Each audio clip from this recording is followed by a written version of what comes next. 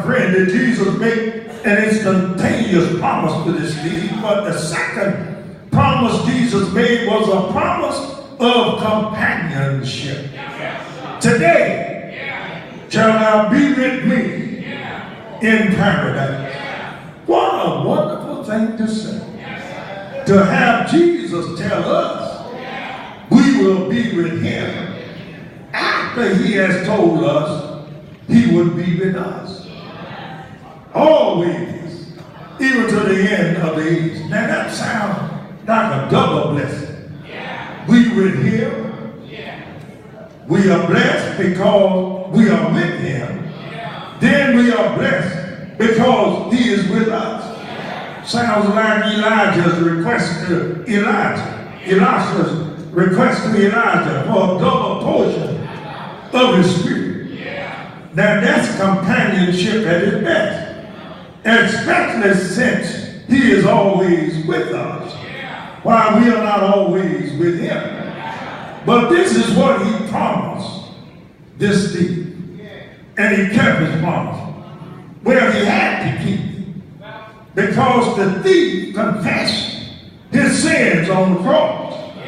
When he told his partner in crime in verse 41, and we indeed justly, for we received a due reward of our deeds. We are getting what we deserve.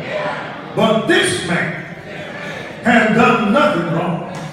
And the Bible says if we confess our sins, he's able and just to forgive us our sins and cleanse us of all unrighteousness.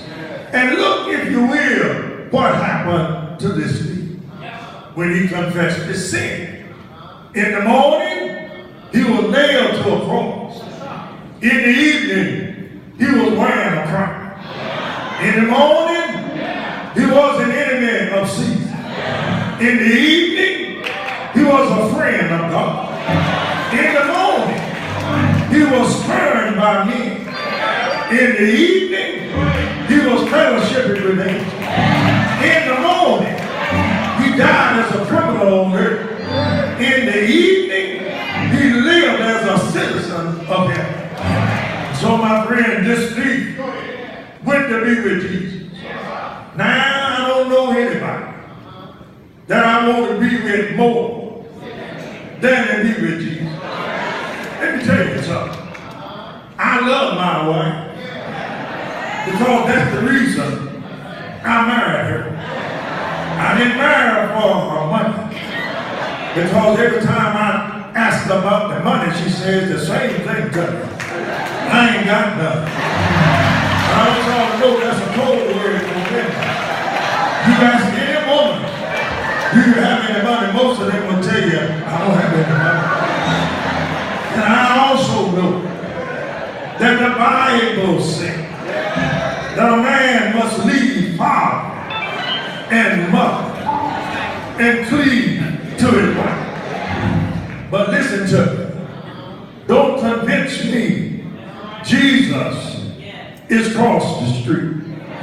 Because if you convince me he is, this sermon is over. As a matter of fact, this service is over. And I'm leaving here as fast as I can to go where Jesus is.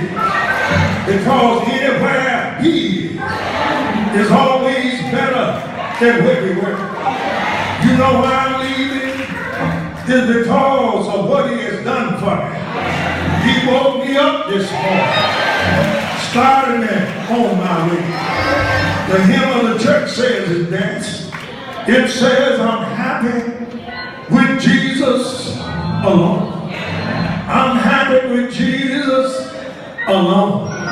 Though poor and deserted, thank God I can say, I'm happy with Jesus alone. And so Jesus promised this thief companionship.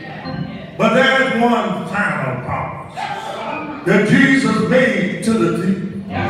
He said the thief would be with him in paradise. Now, when Jesus mentioned paradise, two questions to be addressed. One, what is paradise?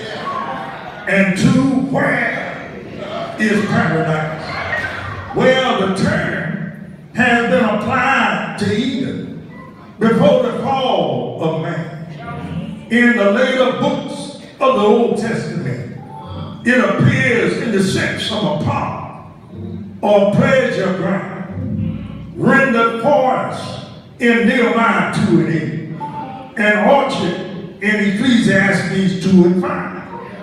Paradise, or the Garden of Eden, became to the later Jew a common appellation for the state of bliss, which awaits the just after death, by which they meant that delight, like those of Eden, are enjoyed by the departed. They are in a paradisical state.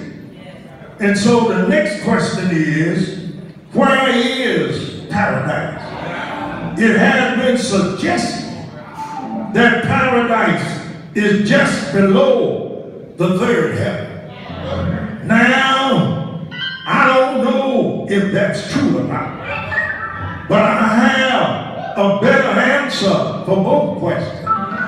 If you want to know what paradise is and where is paradise, I tell you, paradise is wherever Jesus is.